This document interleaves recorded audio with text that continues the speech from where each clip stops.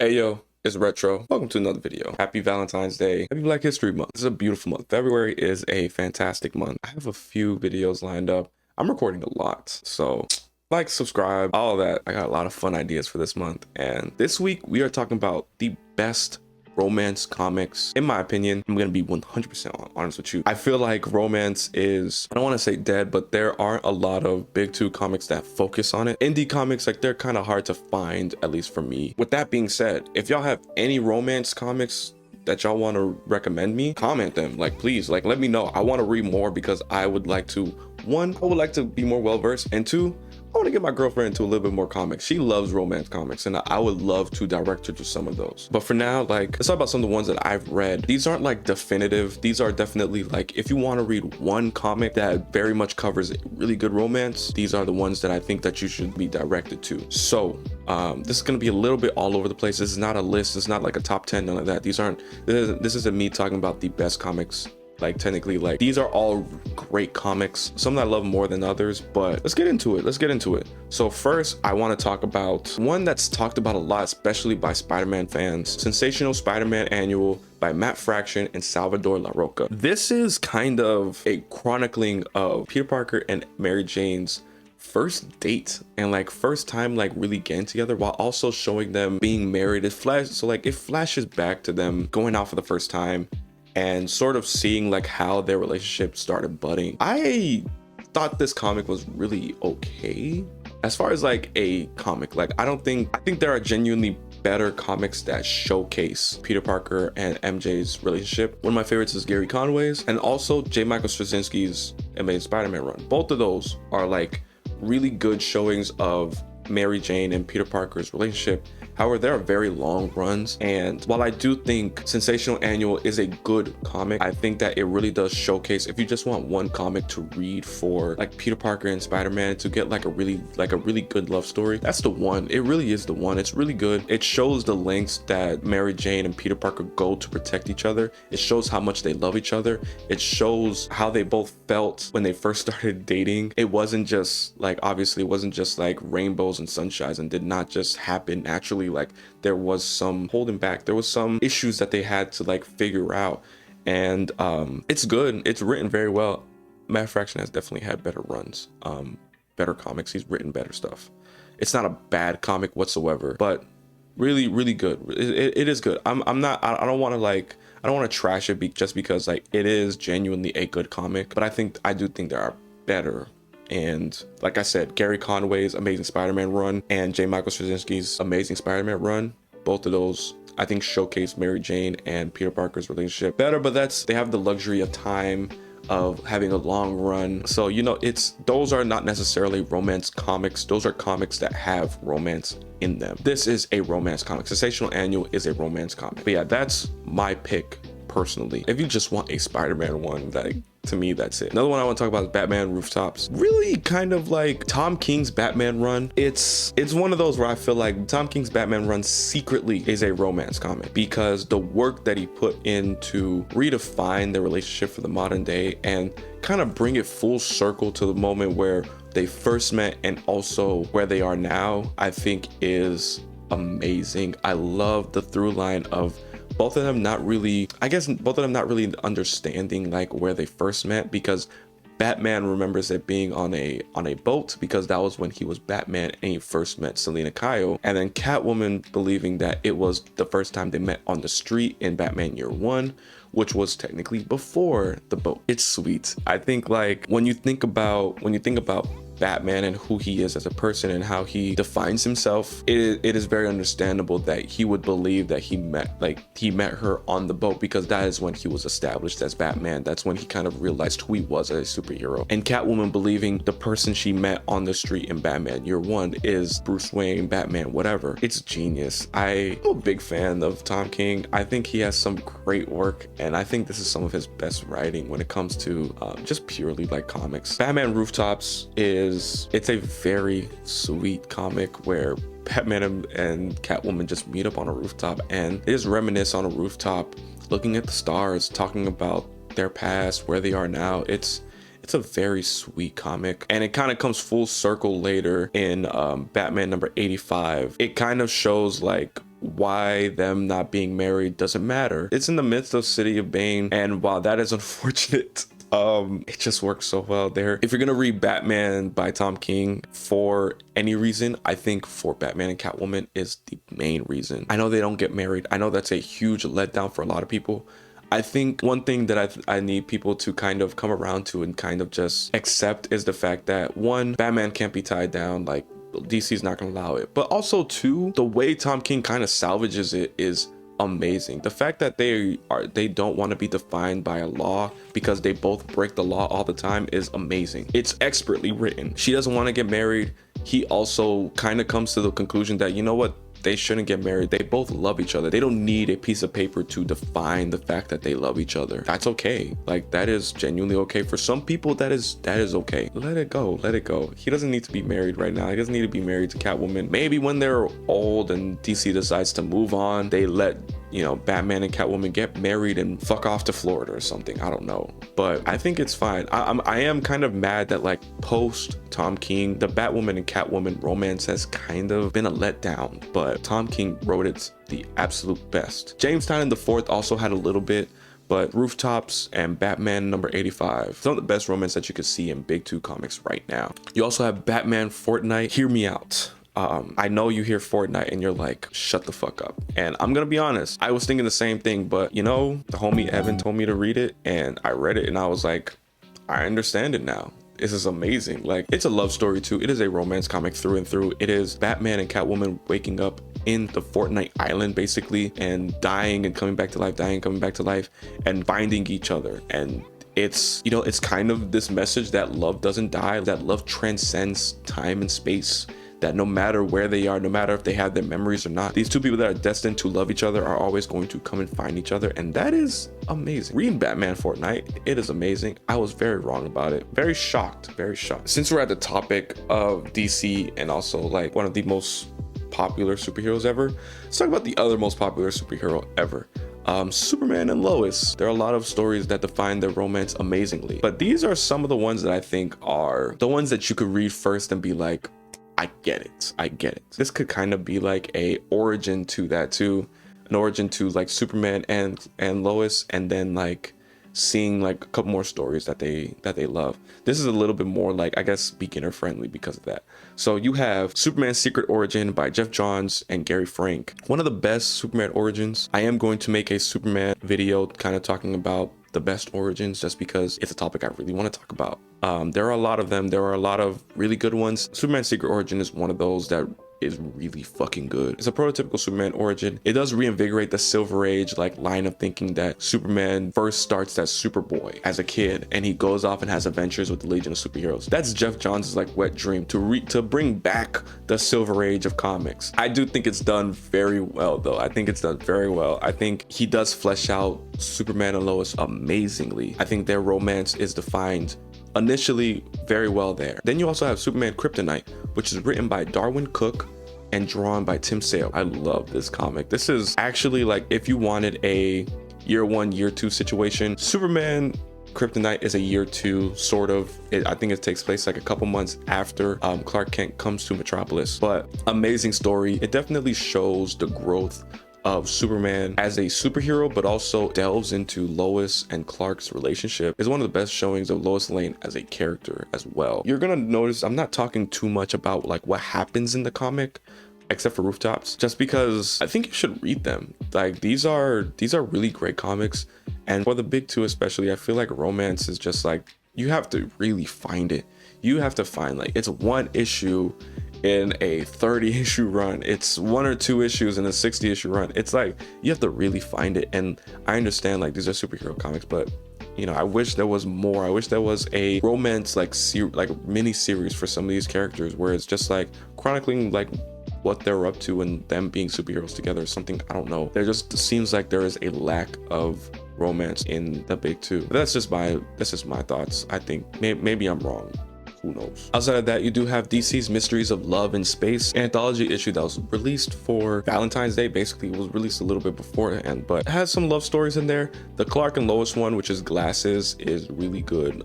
Jeff Loveness definitely understands their relationship very well. Again, not talking about it too much because I think you should just plain read it. And then you have Adventures of Superman number 17.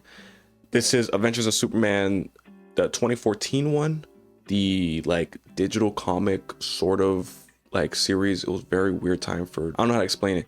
It's the newer Adventures of Superman is basically what I'm trying to say. This one was really good. I think this was Lois and Clark just like trying to find a, you know, gift for each other. Lois found a really good one and Clark did not know what to get her. He didn't know what to get her. He was asking around, trying to figure out what he should get her. And when he finally figured it out, he got her something that she could really value and that she could really use. And the gift for Clark was just something that like could keep him grounded. Very sweet comic. I genuinely love this. Adventure of Superman number 17 has other like stories in there. It was kind of like an anthology. It was a series of stories. It was like but this one was a very short one. It's by Kelly Sue DeConnick. And I think that like if you love Lois and Clark, definitely check this one out. Staying in DC, we got Far Sector by N.K. Jemisin and Jamal Campbell. Technically, this isn't a love story. This is the story where Jo Mulane is created. Jo Mulane, who is the next cop, is confronted by a guardian and wants her to become a Green Lantern. And she goes to a far sector, literally a far sector, a sector of space that is unknown. And she is essentially she's the Green Lantern of that sector and is trying to hold this series of planets together. The romance in this, however, is beautiful. It's more so towards the end, but it is one of the rare like occasions where not only a woman gets to be gay, but also a black woman gets to have a gay relationship, and it's beautiful. I think you should read it. Jo Mulane is an amazing character. Far Sector is a perfect example of science fiction in comics, and I think if you have not read it, you need to read it. It is one of the best comics that have come out in the last 10 years. For my money, it is the best Green Lantern comic. I know it does not feature Hal Jordan, John Stewart, or any of the prototypical Green Lanterns. However, Jo Mulane is a Green Lantern, and this story outshines every other Green Lantern story that has ever happened. Amazing. N.K. Jemisin is amazing. I hope she one day comes back to write this character, because ever since Far Sector, Jo Mulane has just not been given her due, and that's very unfortunate. Let's go over to Marvel really quick. Brief little intermission. Moving on to Marvel, we have, of course, Black Panther and Storm's little romance. More so their romance that kind of gets reinvigorated in Ta-Nehisi Coates' Black Panther run, specifically Black Panther 2016, number 13 and number 15, which is sort of like Storm's introduction into this run and showcasing how Coates is going to use her and use their romance. And he redefines their romance so well. I miss Ta-Nehisi Coates. This was the best Black Panther run. One of the best Marvel comics one of the best Marvel comics in the last 10 years. You can't find a better comic run. I think like it is so fucking good. It's so fucking good. Storm and Black Panther's romance is beautiful. It allows for both of them to be human with each other, to be like, you know, to allow for the labels that they were given, being a goddess in Storm's case and being a king, an avatar of Bast. It allows for both of these two like very high powered figures to come back to Earth and be human with each other, be vulnerable with each other. Their romance is so pure, the love is so pure. I love reading them together. It's a huge reason why I hate the fact they're not together right now, but it kind of does create a little bit of a drama in Avengers. But that's a topic for another day. They are sweet. I love these two issues. There's another issue in the 2018 Ta-Nehisi Coates run where Storm kind of sets the record straight that no one can take T'Challa from her, because T'Challa would never want to leave her. Like that is like she kind of just set that record straight that he knows where home is no matter what. And it was amazing. It was such an amazing like clap back, because the character thought that she could, you know, have something with T'Challa, and she was like, I know T'Challa, and T'Challa knows me. T'Challa would never. And it's true, it was never gonna happen. T'Challa was gonna fight through time and space to get back to Storm. Like that was real. That was just real rap. Like right, just like straight up. I love them so much. One of my favorite couples ever. It makes me very sad that they're not together, but you know, like it is what it is. The next one I want to talk about, because I just read this recently, and it's a comic that, I mean, look, I'm gonna be real, like it's a comic that when you read it, you're gonna be like, oh my god. because you would have never thought that a romance comic would be like this. Always Never by Jordi Lefebvre, who is a European comic artist and writer. And this is a love story told in reverse. When I saw people talk about this comic, like I think a couple years ago, the first time I saw it, I was like, okay, I was gonna read it, but I just never got around to it. Whenever people talk about it, they show the first, like very first page, I guess, and then the very last one. And I automatically thought that like they were just like tripping me out, because I thought that first page was like the last page.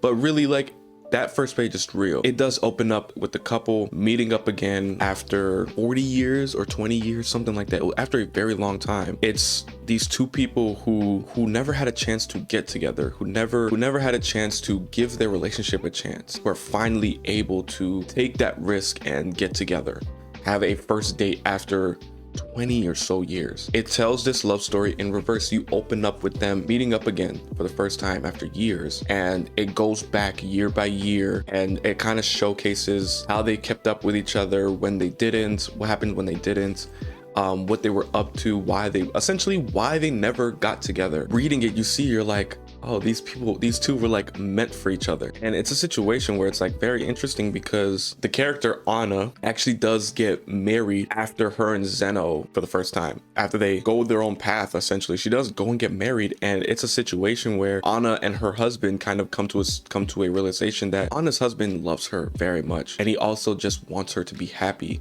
And it's not that he was a bad husband or anything like that. They never kind of put in that kind of situation, but it's a very nuanced circumstance. I don't want to say too much, because I think genuinely you should just read it. It is a beautiful comic book. I think if you're a fan of comics, you need to read it. If you're a fan of romance, you need to read it, just genuinely because it is a perfect showcase of perfecting your craft in comics. A like genre defining comic, really. It's a genre defining romance comic. I love it. Jordi is amazing. His art is beautiful. It's so soft, but also like very sharp at the same time. Like, it's amazing. You should read it genuinely. I think it's one of those comics you need to have. Back tomorrow, we have Black Widow by Mark Waid and Chris Samney. This one is a romance comic through and through. It's like a Mr. and Mrs. Smith sort of situation. Not really, but in the sense that like the two main characters are spies. The two couples are spies. If I remember correctly, Bucky does not show up immediately, but I may be wrong. But basically, this is Natasha and Bucky's romance being defined. And if you want to read a comic and understand why Natasha and Bucky love each other, this is the one. I'm sure there are other comics that showcase it very well, but this is like one run. It's very short. It's 12 issues, and it's concise. It's gorgeous. Chris Samney's art is chef kiss, and Mark Waid and Chris Samney are just match made in heaven. They are one of the best duos in comics. It's the reason why everything they touch is magic. Hard to find better romance comics in the big two, but this is one of those ones where it's like it is genuinely focused on their romance. Now the last two are going to be, one of them are the same character, but obviously like one of my favorite characters ever. The first one I want to talk about is Birds of Prey number 8, specifically Birds of Prey 1999 number 8. This is like, if you want to know why Nightwing and Oracle work, that's the issue that you go to. It is a date that they both go on, and it's them being real with each other, them being vulnerable with each other. During this time, Nightwing and Barbara, they had like a very on and off relationship, and when they were on, they were very, I don't want to say tumultuous, but they were very like snarky towards each other. They had a lot of drama going on. There were times where Barbara cheated on Dick cheated on Barbara. Dick Grayson was feeling for another girl, and Barbara was like, okay, I'm gonna start dating, I'm gonna go on a date with somebody else. They had a very toxic relationship, but it was very fun to read. I'm not gonna lie. It was mainly showcased in Chuck Dixon's Nightwing run. But Birds of Prey number 8, very good comic to read if you just want to understand them as a couple. And then you have Nightwing and Sean Sang. Nightwing and the Facer are one of my favorite couples ever, mainly because they are very slept on. Nightwing Rebirth number 9 through 16. Those string of issues like showcase why this couple works for me. Nightwing isn't written like amazing in Tim Seeley's Nightwing run, but when it is good, it is very good. I think it is a very decent Nightwing run. It's a very decent showcasing of Nightwing. One of the things that it does get very well is the vibe of Bloodhaven, but Nightwing and the Facer's romance, amazing. If someone were to ask me if I had to give up Barbara and Nightwing right now for Nightwing and the Facer, I'm not even gonna lie to you, I'm gonna take it, because I think their romance is a lot more interesting. Nightwing and Barbara is very safe. The only person that has made it work since Chuck Dixon, unfortunately, but only one other writer has made it work outside of Chuck Dixon, and honestly, it's right now Dan Waters and Dexter Soy's Nightwing run. Barbara and Dick Grayson are written amazing in that run currently. I love it. I genuinely love how they are written. Their romance is beautiful. But I would trade it if you were to ask me, if you were to put both relationships on the table, either I get Nightwing and Sean Sang or Nightwing and Batgirl right now. I'm taking Nightwing and Sean Sang. I think their relationship is amazing. Very slept on. It's very short-lived, unfortunately. It's unfortunate that she's also kind of just disappeared from comics, but you know, it is what it is. It's one of the few things Tim Seeley did very well. But yeah, this is just gonna be like a 2-episode thing on my channel, but I may have another video later in the year, next year, who knows. But I just want to do something fun. Thank you guys for watching. I really appreciate it. Like, subscribe, comment some of y'all favorite romance comics. Like I said earlier, please comment them. I would like to read some more, especially like comics that are dedicated to the romance, like Always Never. I really want some more romance comics. I want to be a little bit more well versed, and also let me know like some of the best romance like writers that you guys are aware of. Let me know in the comment section below, and I'll catch you on the next video. Peace.